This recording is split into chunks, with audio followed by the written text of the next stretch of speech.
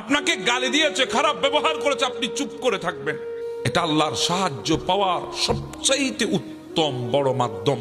যখন আপনি চুপ করে থাকবেন তখন আল্লাহর পক্ষ থেকে ফেরেশতা পাঠিয়ে দেবে, আপনার পক্ষ হয়ে ওই ফেরেশতা ওই মানুষটার প্রত্যেকটা কথার উত্তর দেবেন। সুবহানাল্লাহ।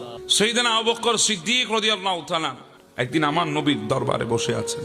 হঠাৎ এক বান্দা এসে আবু বকর সিদ্দিক রাদিয়াল্লাহু তাআলাকে গালাগালি শুরু করেছেন, অপবাদ দেওয়া শুরু করেছেন, মিথ্যা তোহমত দেওয়া শুরু করেছেন। আবু বকর সিদ্দিক চুপ করে ওই বান্দার দিকে তাকিয়ে আছে, মুস্কি মুস্কি হাসতেছেন। সুবহানাল্লাহ।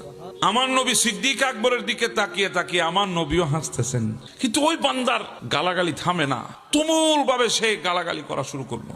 সিদ্দিক আকবর ধৈর্য ধারণ করে বসে আছে। আমার নবী আবু বকর সিদ্দিকের এই অবস্থা দেখে আমার নবী হাসে। কিছুক্ষণ পর এমন ভাবে চরম পর্যায়ে ওই বান্দাটা অপবাদ দেওয়া শুরু করেছে,